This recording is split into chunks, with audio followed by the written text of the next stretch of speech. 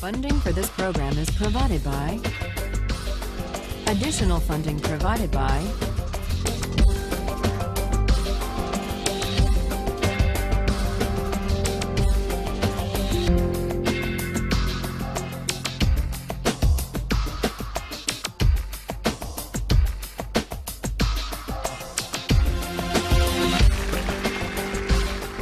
Last time, we argued about the case of the Queen versus Dudley and Stevens, the lifeboat case, the case of cannibalism at sea.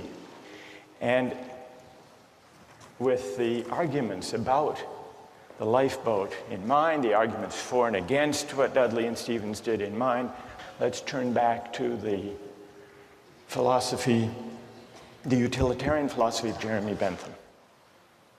Bentham was born in England in 1748. At the age of 12, he went to Oxford. At 15, he went to law school. He was admitted to the bar at age 19, but he never practiced law. Instead, he devoted his life to jurisprudence and moral philosophy. Last time, we began to consider Bentham's version of utilitarianism. The main idea is simply stated, and it's this. The highest principle of morality, whether personal or political morality, is to maximize the general welfare, or the collective happiness, or the overall balance of pleasure over pain. In a phrase, maximize utility. Bentham arrives at this principle by the following line of reasoning. We're all governed by pain and pleasure. They are our sovereign masters, and so any moral system has to take account of them. How best to take account? By maximizing. And this leads to the principle of the greatest good for the greatest number.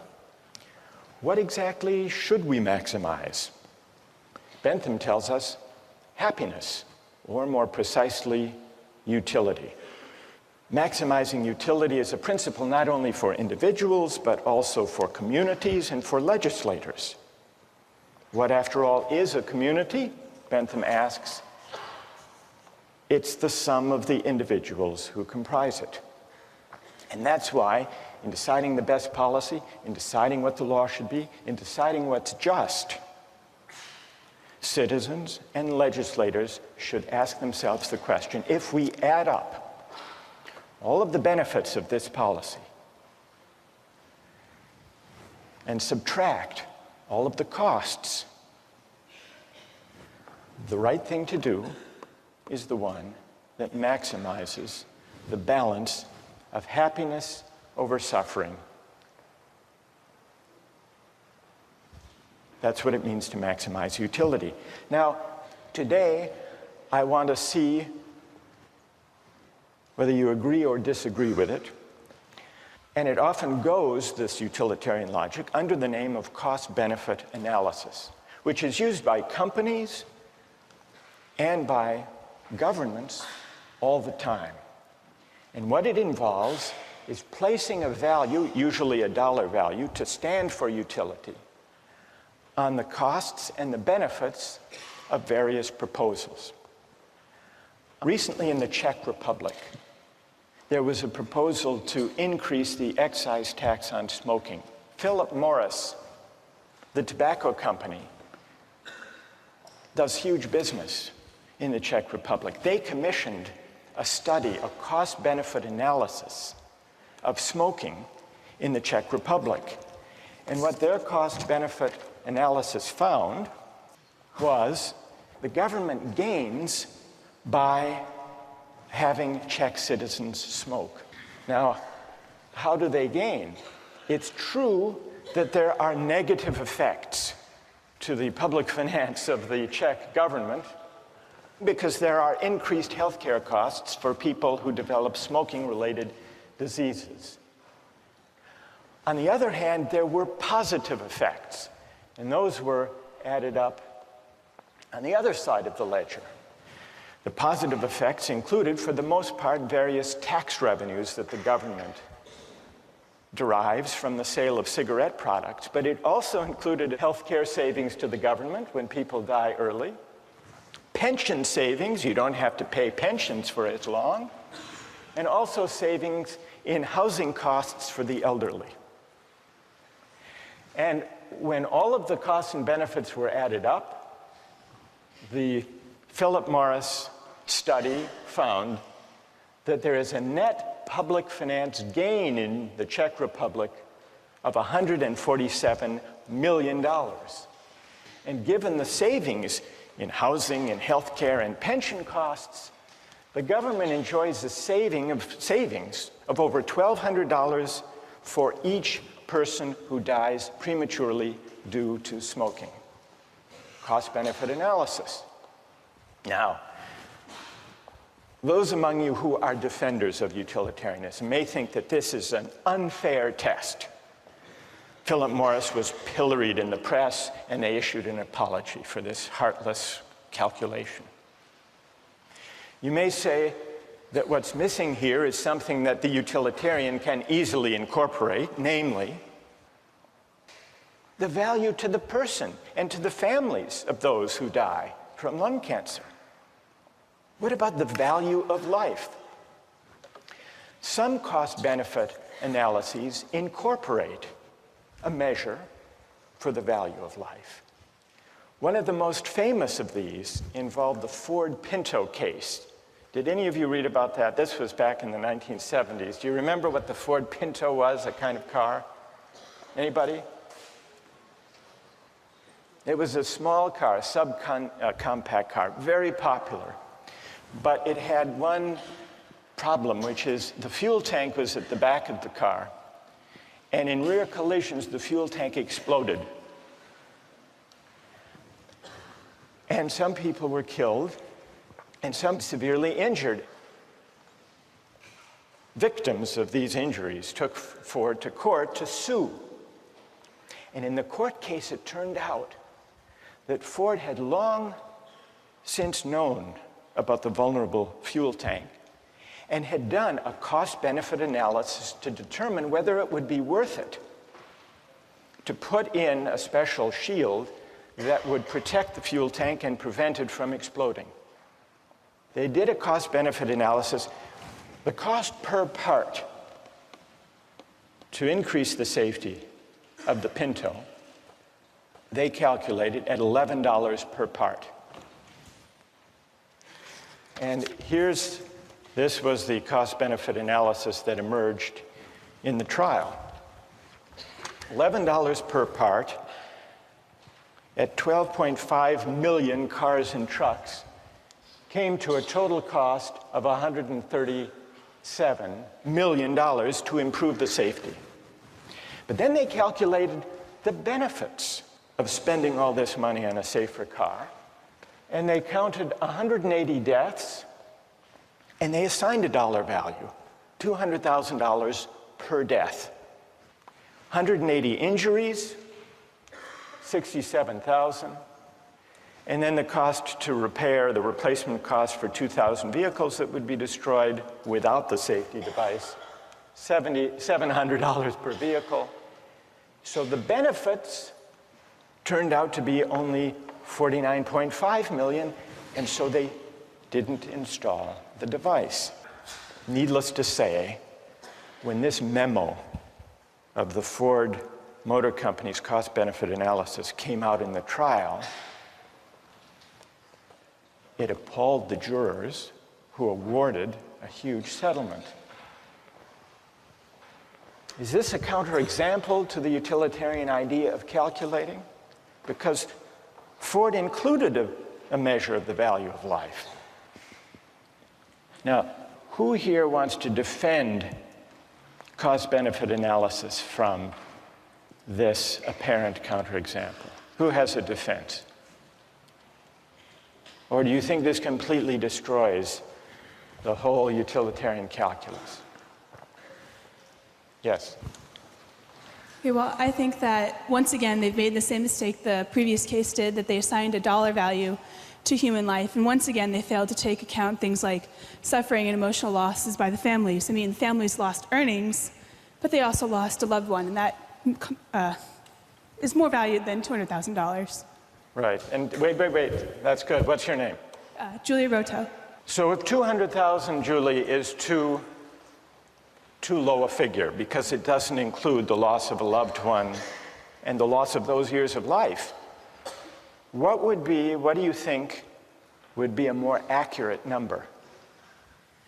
I don't believe I could give a number. I think that this sort of analysis shouldn't be applied to issues of human life. I think it can't be used monetarily. So they didn't just put too low a number, Julie says. They were wrong to try to put any number at all. All right, let's hear someone who... You have to adjust for inflation.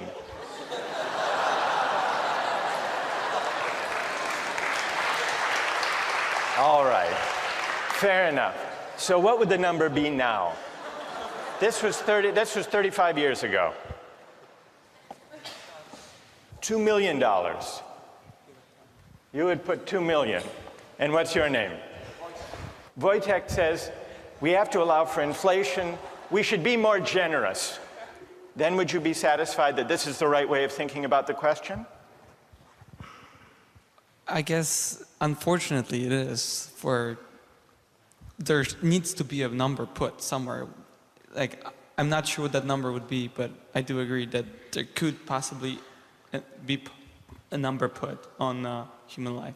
All right, so Wojtek says, and here he disagrees with Julie. Julie says we can't put a number on human life for the purpose of a cost-benefit analysis. Wojtek says we have to, because we have to make decisions somehow. What do other people think about this? Is there anyone prepared to defend cost-benefit analysis here? As accurate, as desirable? Yes? Go ahead. I think that if Ford and other car companies didn't use cost-benefit analysis, they'd eventually go out of business because they wouldn't be able to be profitable, and millions of people wouldn't be able to use their cars to get to jobs, to put food on the table, to feed their children. So I think that if cost-benefit analysis isn't employed, the greater good is sacrificed in this case. All right, let me add, what's your name? Raul? Raul. There was recently a study done about cell phone use by drivers when people are driving a car, and there's a debate whether that should be banned. Yeah. And the figure was that some 2,000 people die as a result of accidents each year using cell phones. And yet, the cost-benefit analysis, which was done by the Center for Risk Analysis at Harvard, found that if you look at the benefits of the cell phone use and you put some value on the life, it comes out about the same because of the enormous economic benefit of enabling people to take advantage of their time, not waste time, be able to make deals and talk to friends and so on while they're driving. Doesn't that suggest that it's a mistake to try to put monetary figures on questions of human life? Well, I think that if the great majority of people try to derive maximum utility out of a service like using cell phones and the convenience that cell phones provide, that sacrifice is necessary for satisfaction to occur. You're an outright utilitarian. Yes. Okay. All right, then one last question, Raul. Okay. And I put this to Wojtek. What dollar figure should be put on human life to decide whether to ban the use of cell phones?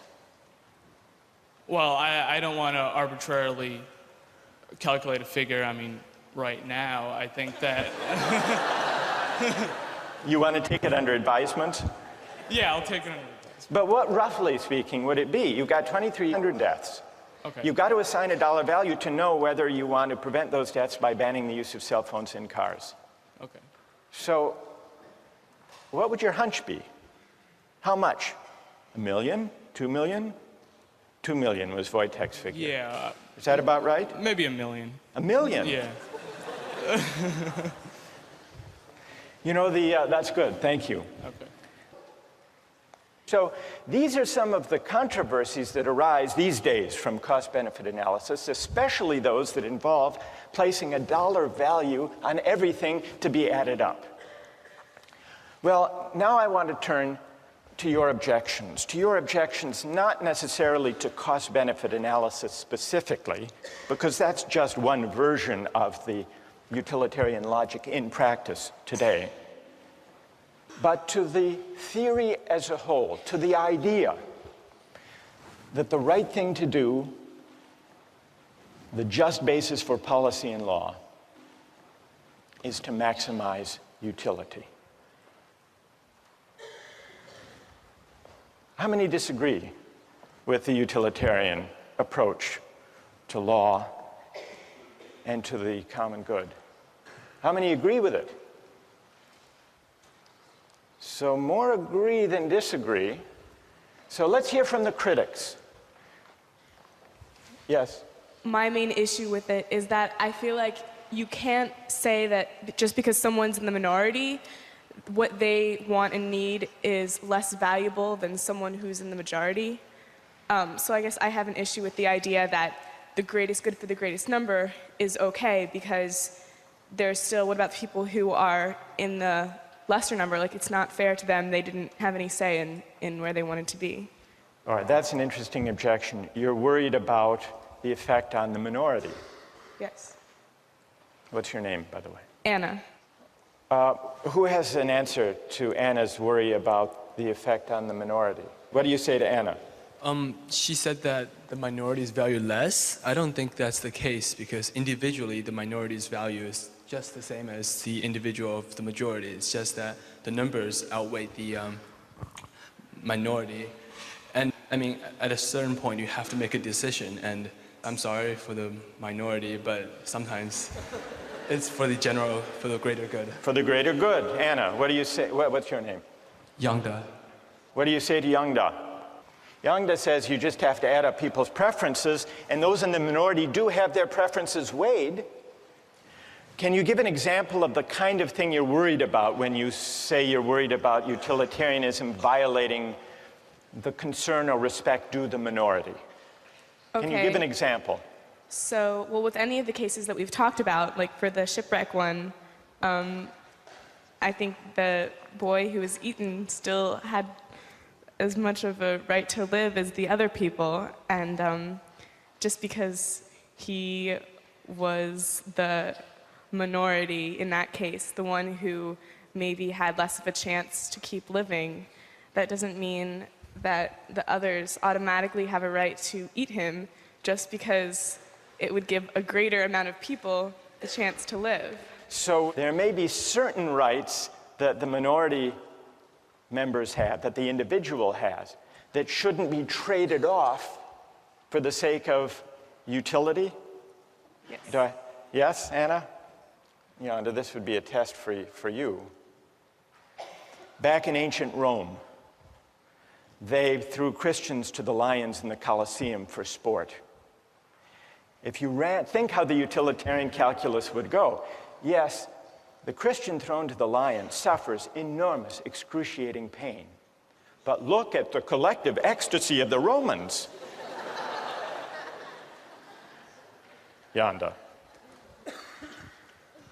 Well, in that time, I don't, in modern day of time, to value to give a number to the happiness given to the people watching, I don't think any policymaker would say the pain of one person, of the suffering of one person is much, in comparison to the happiness gained. No, but you have to admit that if there were enough Romans delirious enough with happiness, it would outweigh even the most excruciating pain of a handful of Christians thrown to the lion. So we really have here two different objections to utilitarianism. One has to do with whether utilitarianism adequately respects individual rights or minority rights, and the other has to do with the whole idea of aggregating utility or preferences or values is it possible to aggregate all values to translate them into dollar terms? There was, in the 1930s, a psychologist who tried to address this second question. He tried to prove what utilitarianism assumes, that it is possible to translate all goods, all values, all human concerns into a single uniform measure. And he did this by conducting a survey of young recipients of relief. This was in the 1930s. And he gave them a list of unpleasant experiences. And he asked them, how much would you have to be paid to undergo the following experiences? And he kept track.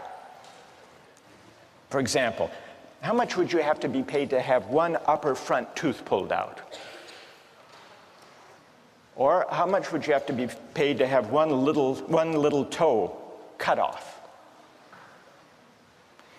Or to eat a live earthworm 6 inches long? Or to live the rest of your life on a farm in Kansas? Or to choke a stray cat to death with your bare hands?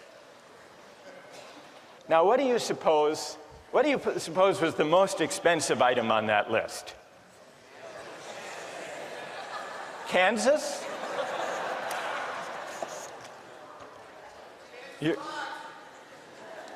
You're right, it was Kansas. For Kansas, people said they'd have to be paid $300,000.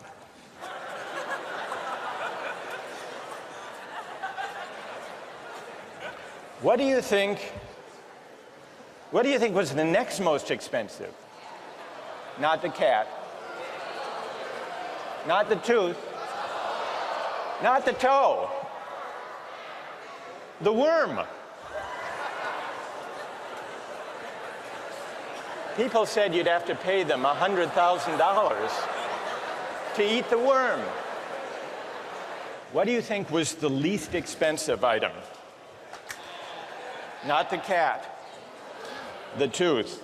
During the Depression, people were willing to have their tooth pulled for only $4,500. Now, here's what Thorndike concluded from his study. Any want or satisfaction which exists in some amount and is therefore measurable. The life of a dog or a cat or a chicken consists of appetites, cravings, desires, and their gratifications. So does the life of human beings, though the appetites and desires are more complicated. But what about Thorndike's study? Does it support Bentham's idea that all goods, all values can be captured according to a single uniform measure of value?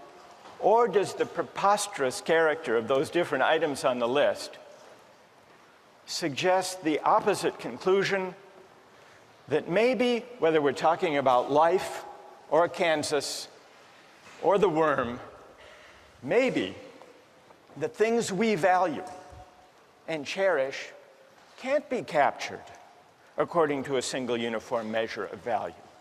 And if they can't, what are the consequences for the utilitarian theory of morality? That's a question we'll continue with next time.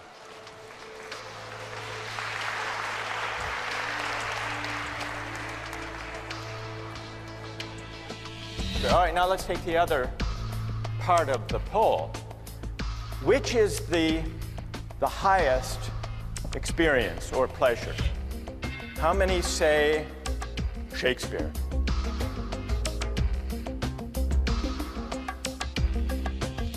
How many say Fear Factor? No, you can't be serious. Really?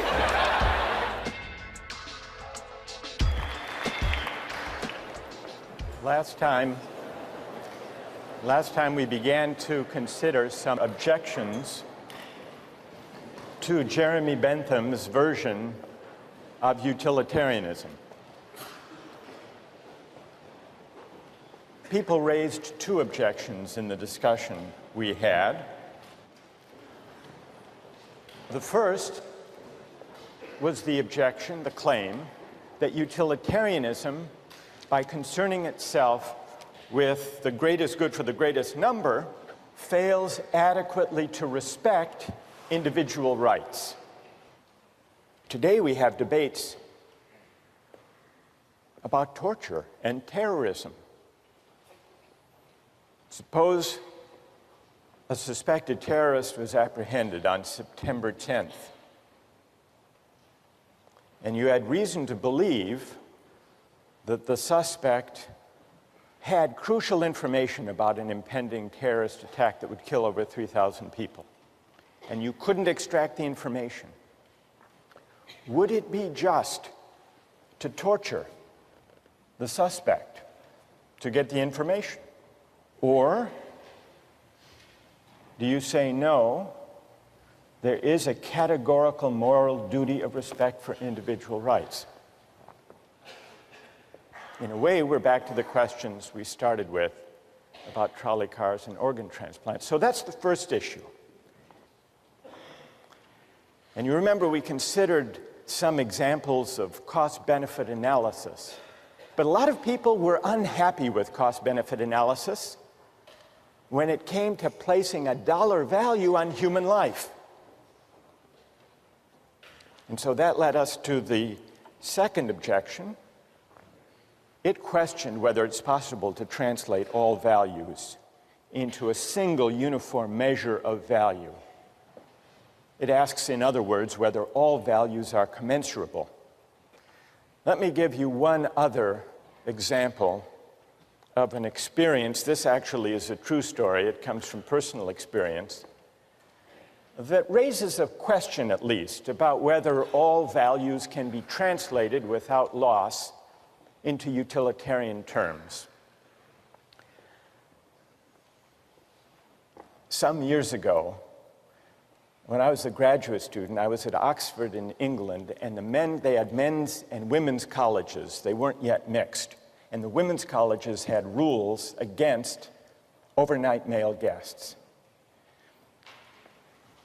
By the 1970s, these rules were rarely enforced and easily violated, or so I was told.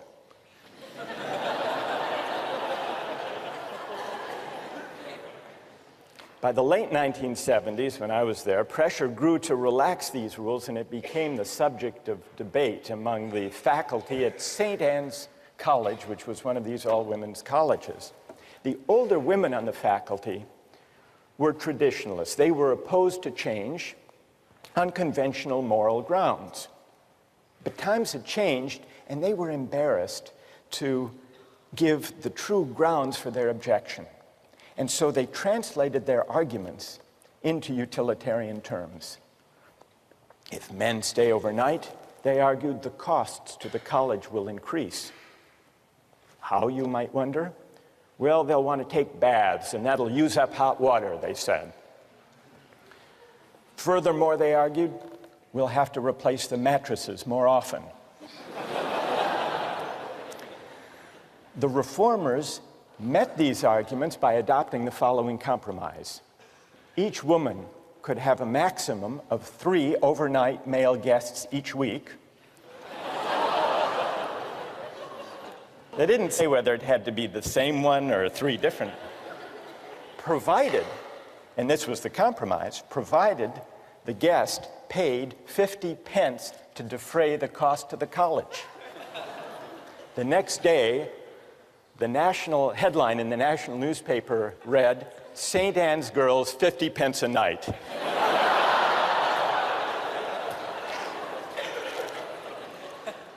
Another illustration of the difficulty of translating all values, in this case a certain idea of virtue, into utilitarian terms. So that's all to illustrate the second objection to utilitarianism, at least the part of that objection that questions whether utilitarianism is right to assume that we can assume the uniformity of value, the commensurability of all values, and translate all moral considerations into dollars or money. But there is a second aspect to this worry about aggregating values and preferences. Why should we weigh all preferences that people have without assessing whether they're good preferences or bad preferences? Shouldn't we distinguish between higher pleasures and lower pleasures? Now, part of the appeal of not making any qualitative distinctions about the worth of people's preferences, part of the appeal is that it is non-judgmental and egalitarian. The Benthamite utilitarian says, everybody's preferences count, and they count regardless of what people want, regardless of what makes different people happy. For Bentham, all that matters, you'll remember, are the intensity and the duration of a pleasure or pain.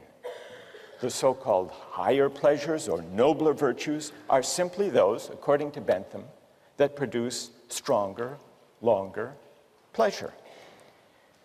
He had a famous phrase to express this idea: the quantity of pleasure being equal, pushpin is as good as poetry. What was pushpin? It was some kind of a child's game, like tiddlywinks. Pushpin is as good as poetry, Bentham says. And lying behind this idea, I think, is the claim, the intuition, that it's a presumption to judge whose pleasures are intrinsically higher or worthier or better. And there is something attractive in this refusal to judge. After all, some people like Mozart, others Madonna. Some people like ballet, others bowling. Who's to say, a Benthamite might argue, who's to say which of these pleasures, whose pleasures, are higher, worthier, nobler than others? But is that right? This refusal to make qualitative distinctions. Can we altogether dispense with the idea that certain things we take pleasure in are better or worthier than others? Think back to the case of the Romans in the Colosseum. One thing that troubled people about that practice is that it seemed to violate the rights of the Christian. Another way of objecting to what's going on there is that the pleasure that the Romans take in this bloody spectacle, should that pleasure, which is a base, kind of corrupt, degrading pleasure, should that even be valorized or weighed in deciding what the general welfare is?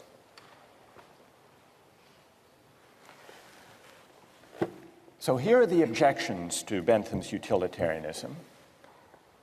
And now we turn to someone who tried to respond to those objections, a later-day utilitarian, John Stuart Mill. So what we need to examine now is whether John Stuart Mill had a convincing reply to these objections to utilitarianism. John Stuart Mill was born in 1806. His father, James Mill, was a disciple of Bentham's. And James Mill set about giving his son, John Stuart Mill, a model education. He was a child prodigy, John Stuart Mill. He knew Greek at the age of 3, Latin at 8, and age 10, he wrote a history of Roman law. At age 20, he had a nervous breakdown. This left him in a depression for 5 years. But at age 25, what helped lift him out of this depression is that he met Harriet Taylor. she and Mill got married. They lived happily ever after, and it was under her influence that John Stuart Mill tried to humanize utilitarianism. What Mill tried to do was to see whether the utilitarian calculus could be enlarged and modified to accommodate humanitarian concerns like the concern to respect individual rights, and also to address the distinction between higher and lower pleasures. In 1859, Mill wrote a famous book on liberty, the main point of which was the importance of defending individual rights and minority rights.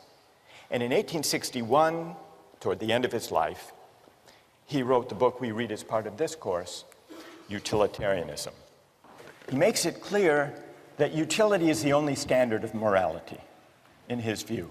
So he's not challenging Bentham's premise. He's affirming it.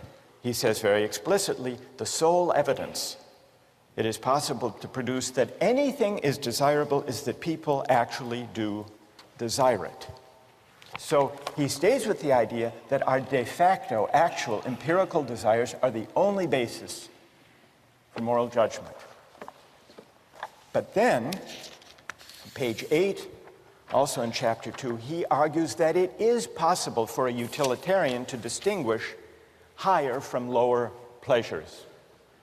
Now, those of you who have read Mill already, how, according to him, is it possible to draw that distinction? How can a utilitarian distinguish qualitatively higher pleasures from lesser ones, base ones, unworthy ones? Yes? If you've tried both of them, and you'll prefer the higher one naturally, always.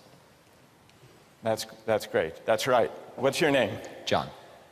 So, as John points out, Mill says, here's the test. Since we can't step outside actual desires, actual preferences, that would violate utilitarian premises. The only test of whether a pleasure is higher or lower is whether someone who has experienced both would prefer it. And here, in chapter 2, we see the passage where Mill makes the point that John just described. Of two pleasures, if there be one to which all or almost all who have experience of both give a decided preference, irrespective of any feeling of moral obligation to prefer it, in other words, no outside, no independent standard, then that is the more desirable pleasure. What do people think about that argument? Does it succeed? How many think that it does succeed? Of arguing within utilitarian terms for a distinction between higher and lower pleasures. How many think it doesn't succeed? Right, I want to hear your reasons. But before we give the reasons, let's do an experiment of Mill's claim. In order to do this experiment, we're going to look at 3 short excerpts of popular entertainment. The first one is a Hamlet soliloquy. It'll be followed by 2 other experiences. See what you think. What a piece of work is a man. How noble in reason. How infinite in faculties. In form and moving, how express and admirable. In action, how like an angel. In apprehension, how like a god. The beauty of the world, the paragon of animals. And yet to me, what is this quintessence of dust? Man delights not me.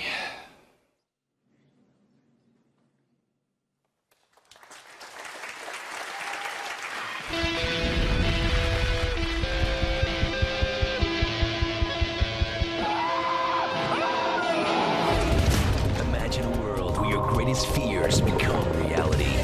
They're playing me! Each show, 6 contestants from around the country battle each other in 3 extreme stunts. These stunts are designed to challenge the contestants both physically and mentally. 6 contestants, 3 stunts, 1 winner. Fear Factor.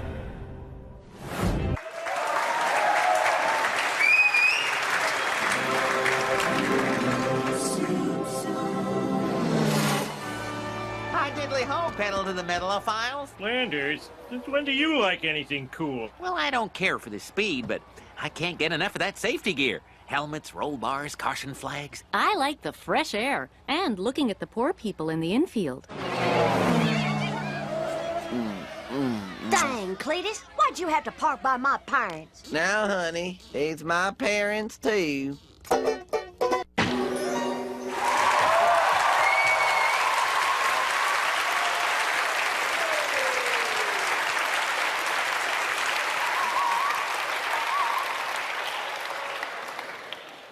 I don't even have to ask which one you like most. The Simpsons, how many like The Simpsons most? How many Shakespeare? What about Fear Factor? How many preferred Fear Factor? Really? People overwhelmingly like The Simpsons better than Shakespeare. All right, now let's take the other part of the poll. Which is the highest experience or pleasure? How many say Shakespeare?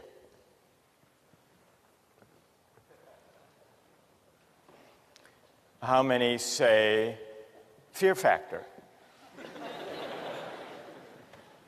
No, you can't be serious. Really? What? All right, go ahead, you can say. I found that one the most entertaining. I know, but which do you think was the worthiest, the noblest experience? I know you found it the most entertaining. If something is good just because it is pleasurable, what does it matter whether you have sort of an abstract idea of whether it is good by someone else's sense or not? All right, so you come down in the straight Benthamite side. Who's to judge? And why should we judge? Apart from just registering and aggregating de facto preferences. All right, that's fair enough. What's your name? Nate? Okay, fair enough.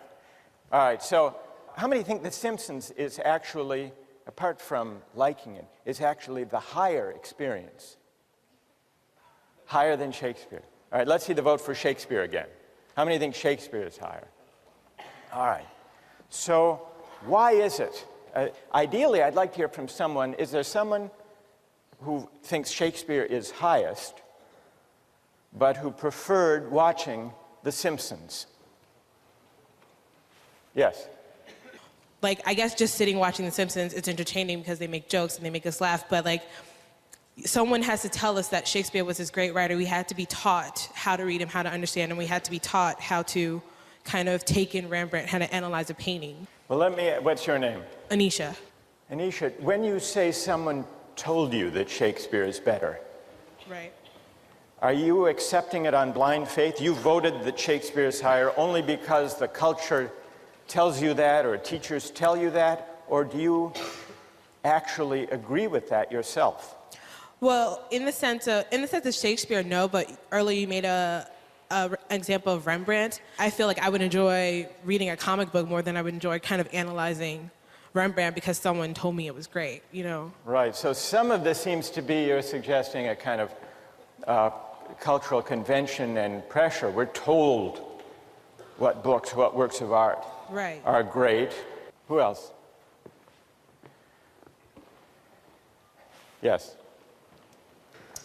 Although I enjoyed watching The Simpsons more in this particular moment in Justice, if I were to spend the rest of my life considering the 3 different video clips shown, I would not want to spend that remainder of my life considering the latter 2 clips. I think I would derive more pleasure from being able to branch out in my own mind, sort of considering more deep pleasures, more deep thoughts. And tell me your name. Joe. Joe. So if you had to spend the rest of your life on a farm in Kansas with only Shakespeare or the collected episodes of The Simpsons, you would prefer Shakespeare? What do you conclude from that about John Stuart Mill's test? That the test of a higher pleasure is whether people who have experienced both prefer it. Can I cite another example briefly? Yeah? In biology, neurobiology last year, we were told of a rat who was tested a particular center in the brain where the rat was able to stimulate its brain and cause itself intense pleasure repeatedly. The rat did not eat or drink until it died. So the rat was clearly experiencing intense pleasure.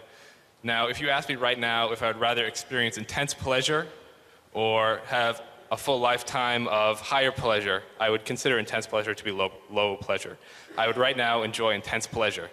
But, yes, I would. I certainly would. But over a lifetime, I would think almost a complete majority here would agree that they would rather be a human with higher pleasure than be that rat with intense pleasure for a momentary period of time. So, now, in answer to your question, right. I think this proves that, or I won't say proves, I think the conclusion is that Mill's theory that when a majority of people are asked what they would rather do, they will answer that they would rather engage in a higher pleasure. So you think that this supports Mill? You think Mill is onto something here? I do. All right. Is there anyone who disagrees with Joe and who thinks that our experiment disproves Mill's test, shows that that's not an adequate way, that you can't distinguish higher pleasures within the utilitarian framework? Yes. If whatever is good is truly just whatever people prefer, it's truly relative and there's no objective definition, then there will be some society where people prefer Simpsons more. Anyone can appreciate The Simpsons, but I think it does take education to appreciate Shakespeare as much. All right, you're saying it takes education to appreciate higher things. Mill's point is that the higher pleasures do require cultivation and appreciation and education. He doesn't dispute that. But once having been cultivated and educated, people will not only see the difference between higher and lower pleasures, but will actually prefer the higher to the lower. You find this famous passage from John Stuart Mill: "It is better to be a human being dissatisfied than a pig satisfied. Better to be Socrates dissatisfied than a fool satisfied. And if the fool or the pig are of a different opinion, it is because they only know their side of the question." So here you have an attempt to distinguish higher from lower pleasures. So going to an art museum or being a couch potato and swilling beer watching television at home. Sometimes Mill agrees we might succumb to the temptation to do the latter, to be couch potatoes. But even when we do that out of indolence and sloth, we know that the pleasure we get gazing at Rembrandts in the museum is actually higher, because we've experienced both. And it is a higher pleasure gazing at Rembrandts because it engages our higher human faculties. What about Mill's attempt to reply to the objection about individual rights? In a way, he uses the same kind of argument. And this comes out in chapter 5. He says, I dispute the pretensions of any theory which sets up an imaginary standard of justice not grounded on utility, but still he considers justice grounded on utility to be what he calls the chief part and incomparably the most sacred and binding part of all morality. So justice is higher. Individual rights are privileged, but not for reasons that depart from utilitarian assumptions. Justice is a name for certain moral requirements, which regarded collectively stand higher in the scale of social utility and are therefore of more paramount obligation than any others. So justice is sacred, it's prior, it's privileged, it isn't something that can easily be traded off against lesser things. But the reason is ultimately, Mill claims, a utilitarian reason once you consider the long-run interests of humankind, of all of us as progressive beings. If we do justice and if we respect rights, society as a whole will be better off in the long run. Well, is that convincing? Or is Mill actually, without admitting it, stepping outside utilitarian considerations in arguing for qualitatively higher pleasures and for sacred or specially important individual rights? We haven't fully answered that question, because to answer that question in the case of rights and justice will require that we explore other ways, non-utilitarian ways of accounting for the basis of rights, and then asking whether they succeed. As for Jeremy Bentham, who launched utilitarianism as a doctrine in moral and legal philosophy, Bentham died in 1832 at the age of 85. But if you go to London, you can visit him today, literally.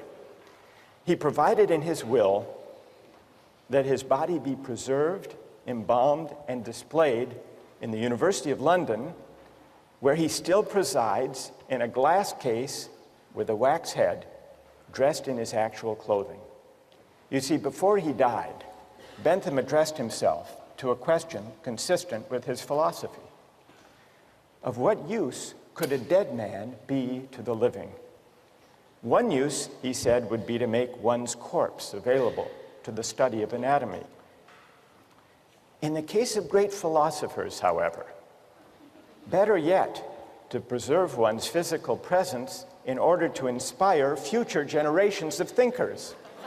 You want to see what Bentham looks like? Stuffed? Here's what he looks like. There he is. Now, if you look closely, you will notice that the embalming of his actual head was not a success. So they substituted a waxed head, and at the bottom, for verisimilitude, you can actually see his actual head on a plate. You see it? Right there. So, what's the moral of the story? The moral of the story, by the way, they bring him out during meetings of the board at University College London, and the minutes record him as present but not voting. Here is a philosopher in life and in death who adhered to the principles of his philosophy. We'll continue with rights next time.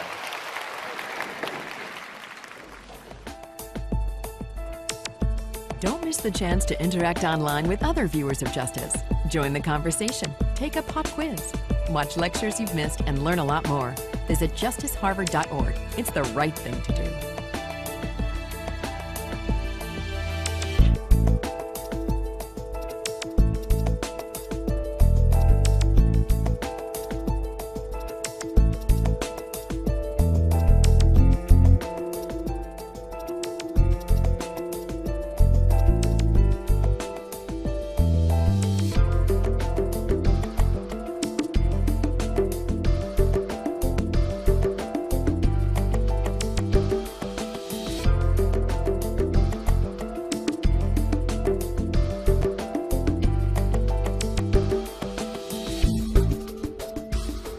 Funding for this program is provided by...